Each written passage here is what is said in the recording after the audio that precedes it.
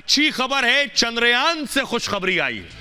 खुशखबरी क्या है आपको बताएंगे कि विजय अभियान पर चंद्रयान 14 जुलाई को गया चांद पर। यह तस्वीर भेजी थी चांद की, चंद्रयान ने भेजी एक्सक्लूसिव तस्वीर आप देख रहे हैं।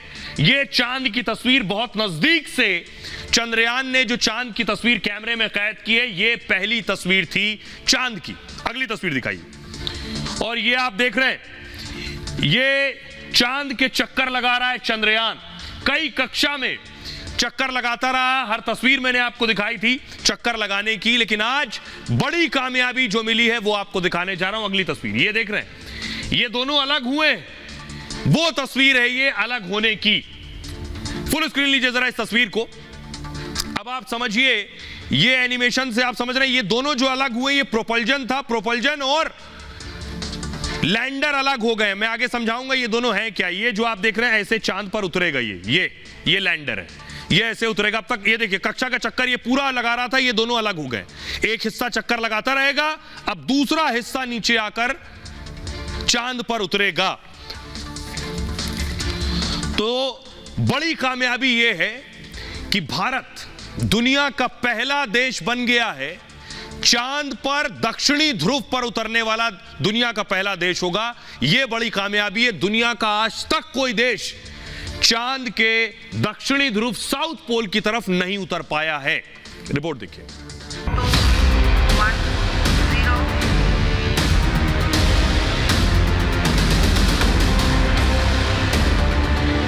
चंद्रयान के सफल लॉन्च पर पूरा भारत उत्साहित है।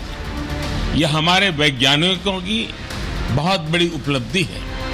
दुनिया ने फिर देखा भारत का दम, क्योंकि अब चांद पर लहराने वाला है हिंदुस्तान का परचम।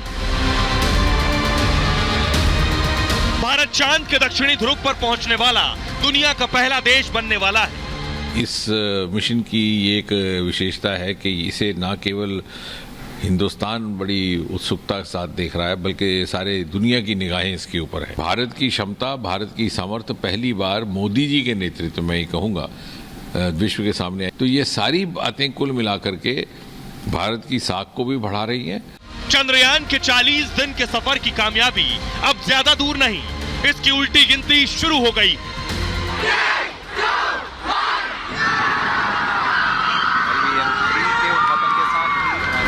चंद्रयान का लैंडर अब प्रोपल्जन मॉड्यूल से अलग हो गया है। लैंडर अब धीरे धीरे रफ्तार कम करेगा और फिर एक हफ्ते के अंदर चांद की सतह पर उतरकर लहराएगा तिरंगा। अब आपको बताऊं, शुरू करूं मैं पूरी कहानी बताना, उससे पहले जल्दी से आपको बताता हूं कि कितनी दूर है चांद, कहां तक पहुंचा चंद्रयान, और उसके बाद चांद और चंद्रयान की दूरी कितनी। ये आप देख रहे हैं, ये पृथ्वी है, यहां से इसरो ने चंद्रयान भेजा था चांद पर।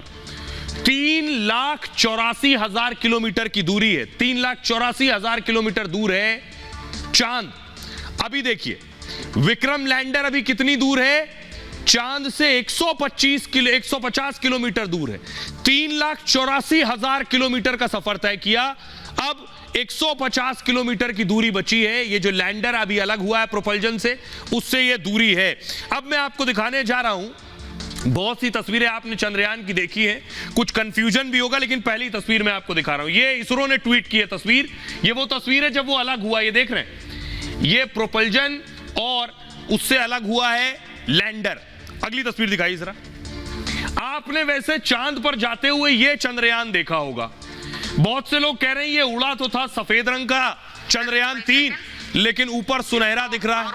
अब आप सोचिए ऐसा क्यों हुआ, ये मैं आपको बताने जा रहा हूं कि ये दिख तो कुछ और रहा था, ऊपर दूसरी शक्ल में। अगली तस्वीर दिखाइए। ऊपर ऐसा नजर आ रहा है, ये जो आप देख रहे हैं ये आपको ऐसा नजर आ रहा है, ये है प्रोपल्जन। ये हिस्सा जो आप देख रहे हैं ये है लैंडर। ये पैर देख रहे हैं, 1 2 3 4, ये ऐसे ही चक्कर लगा रहा था अब तक। अभी ये उतरने के लिए चांद पे पूरा घूमेगा 90 डिग्री, फिर नीचे उतरेगा सतह पर। ये पीछे सतह देख रहे हैं, अब तक ऐसे चक्कर लगा रहा था। ये प्रोपल्जन है। आज जो अलग हुए हैं, ये हिस्सा इधर अलग हुआ है और ये हिस्सा इधर अलग हुआ है। अगली तस्वीर दिखाइए जरा। ये आप देख रहे हैं, ये है प्रोपल्जन। अगली तस्वीर दिखाइए प्लीज। ये है लैंडर। प्रोपल्जन, ये लैंडर है, ये नीचे लैंड करेगा, ये नीचे पैर देख रहे हैं, सीधा हो गया। अभी अगली तस्वीर दिखाइए जरा। अब ये है रोवर, अंदर से ये जो आपने को इससे पहले लैंडर दिखाया उसके अंदर से रोवर निकलेगा। इसमें पैर देख रहे हैं, इसमें ये व्हील लगे हुए हैं जो चांद पर चलेगा। ये निकलेगा, वो चांद पर उतरेगा, ये अंदर से निकलकर चलेगा। आइए अब मैं आपको बताता हूं ये अलग कैसे हुआ। जो आपने देखा था यहां से उड़कर जाते हुए चंद्रयान, वो अंतरिक्ष में जाकर, आसमान में जाकर जुदा कैसे हो गया। अब मैं आपको दिखा रहा हूं, ये देखिए, ये आप देख रहे हैं 62 किलोमीटर, रॉकेट के दोनों किनारे अलग हो गए 62 किलोमीटर पर। ये जो दोनों कॉर्नर आप देख रहे हैं, ये 62 किलोमीटर पर अलग अलग हो गए। 2 मिनट बाद ही अलग हो गए थे। यहां से उड़ने के बाद बंगाल की खाड़ी में ये दोनों हिस्से जाकर गिर गए। आगे कौन सा हिस्सा गया, ये ऊपर देख रहे हैं, 114 किलोमीटर पर ये ऐसा हो गया। दूसरा हिस्सा पेलोड फेयरिंग अलग हो गया, इसे पे कहते हैं PFS 3। ये PFS जो है 3 मिनट बाद अलग हो गया। 2 मिनट बाद ये अलग हुआ, तीसरे मिनट पर ये अलग हो गया। ये हिस्सा 0 ग्रेविटी पर अंतरिक्ष में रहा, यानी अंतरिक्ष तक पहुंच गया। फिर वायुमंडल से होते हुए नीचे आया, थोड़ा नीचे आया, वायुमंडल पार करते ही खाक हो गया बचा हुआ हिस्सा। यह हिस्सा जलकर खाक हो गया, यानी धरती तक सिर्फ राख ही आ पाई, क्योंकि इतनी स्पीड में आता है कि नीचे आते आते इतना गर्म हो जाता है कि राख हो जाता है। अब देखिए यह भी टूटा अगले हिस्से में, यह देखिए टूट के क्या हुआ, 175 किलोमीटर पर यह ऐसा हो गया। तीसरा हिस्सा कोर इंजन अलग हो गया और 5 मिनट बाद मुख्य इंजन भी अलग हो गया। यह हिस्सा भी काफी देर तक अंतरिक्ष में रहा और धरती पर आने से पहले खाक हो गया। अब यह निकल कर आया है 179 किलोमीटर पर, इससे भी यह निकल आया। क्रायोनिक इंजन भी अलग हो जाता है। 16 मिनट बाद यह चंद्रयान से अलग होता है। यह हिस्सा भी कुछ देर अंतरिक्ष में तैरता है, फिर वायुमंडल से होते हुए नीचे आता है। तब तक चंद्रयान धरती की कक्षा में पहुंच जाता है और फिर चंद्रयान अकेले सफर पर आगे बढ़ जाता है। अब ये अकेले सफर कर रहा है, ये पूरा हिस्सा सिर्फ ऊपर तक पहुंचाने के लिए था। अब ये हिस्सा सफर कर रहा था। आइए अब मैं आपको दिखाता हूं कि आखिर जो चंद्रयान है, इसके जो तीनों हिस्से हैं ये कौन से हैं। ये समझना जरा कॉम्प्लिकेटेड है, इसलिए आपको सरल करके मैंने बताया था। अब मैं बताने जा रहा हूं कौन सा हिस्सा कहां है। वो धरती आप देख रहे हैं, पृथ्वी, ये चांद है।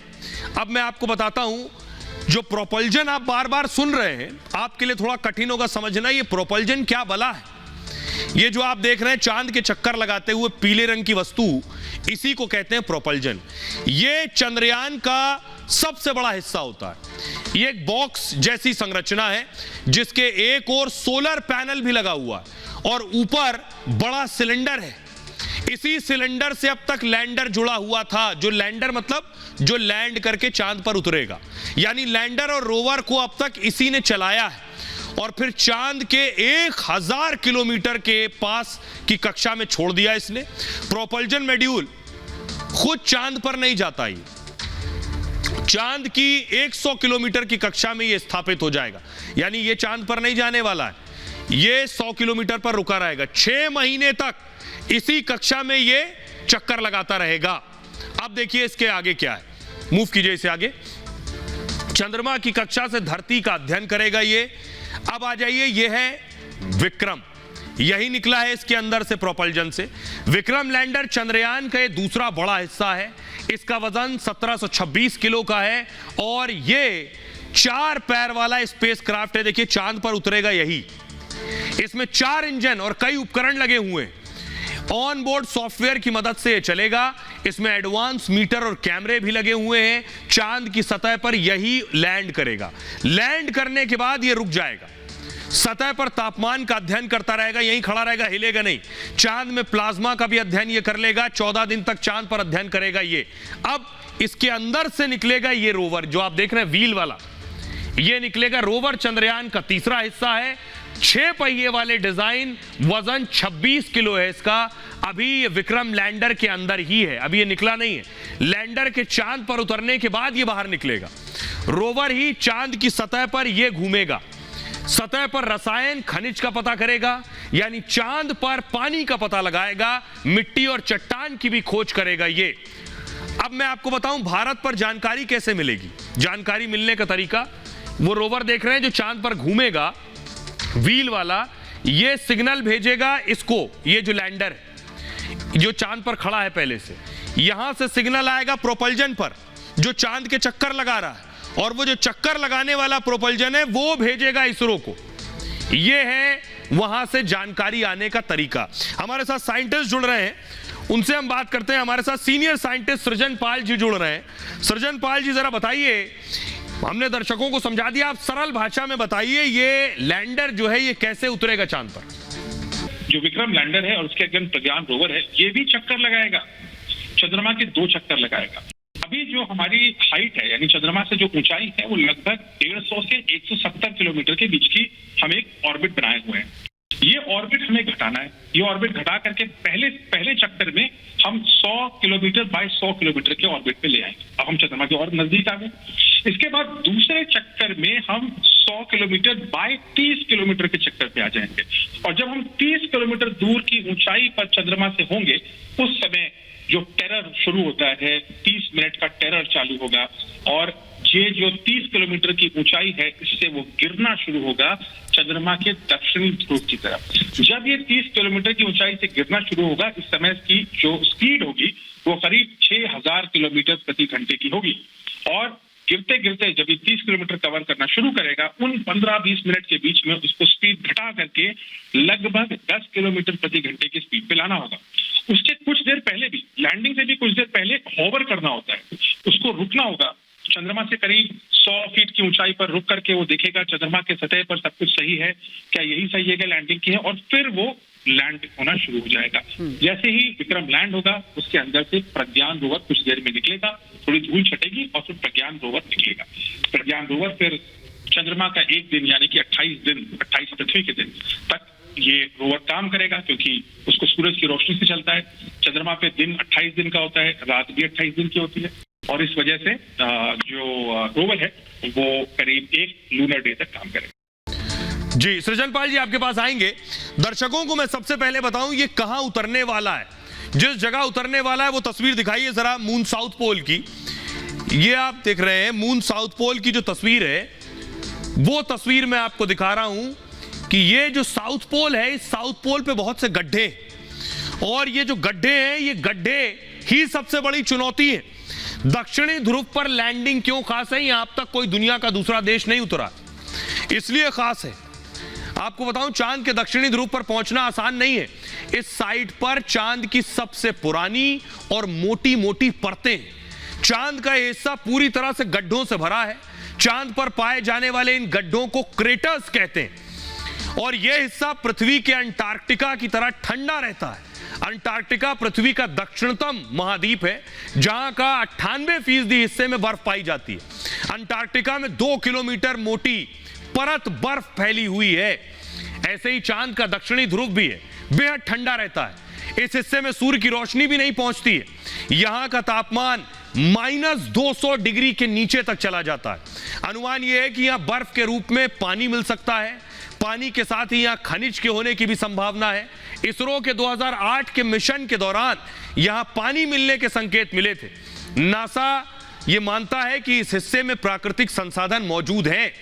भारत अपने मिशन में सफल हुआ तो चांद से जुड़ी चौंकाने वाली जानकारियां मिल सकती हैं। आज तक चांद के इस हिस्से में, दक्षिणी ध्रुव में, कोई नहीं पहुंचा।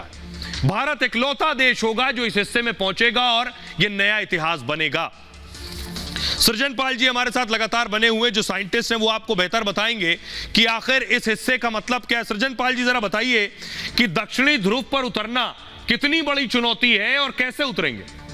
हम दुनिया में चौथे देश नहीं हैं जो चंद्रमा पे जा रहे हैं। हम पहला वो देश है जो उसके साउथ पोल पर जा रहे हैं। साउथ पोल एक बहुत ही कॉम्प्लिकेटेड जगह है चंद्रमा पर। वहां पे बहुत सारी दरारें हैं, क्रेटर्स हैं, बहुत सारी ऐसी एरियाज हैं जहाँ पे सैकड़ों सालों तक सूरज की रोशनी भी नहीं पड़ती। तो हम उस जगह जा रहे हैं जो बहुत कठिन है। तो वाकई ये सच है कि हमने चंद्रयान-2 से बहुत कुछ सीखा है। इसे चंद्रयान-2 में वो एरर तो डेफिनेटली नहीं होंगे। हमने कुछ नए एरर्स को भी प्रेडिक्ट करके उनको भी हमने काउंटर बैलेंस कर लिया है। लेकिन यहाँ पर आप 4 लाख किलोमीटर की ऊंचाई पर हैं धरती से। कोई भी चीज जो आप करते हैं वो कॉम्प्लिकेटेड ही होती है। लेकिन इसरो एक बहुत ही बेहतरीन ऑर्गेनाइजेशन है, बहुत कम कॉस्ट में बहुत ही इंजीनियरिंग मार्वलेस प्रोडक्ट्स अब तक किए हैं। तो मुझे पूरी उम्मीद है, पूरा यकीन है, पूरा विश्वास है कि इसरो इस बार चंद्रयान 3 हमें दक्षिणी ध्रुव पर, न सिर्फ हमें, जो मानव सभ्यता है पूरी सभ्यता को दक्षिणी ध्रुव तक ले जाएगा। बहुत बहुत शुक्रिया सृजनपाल जी।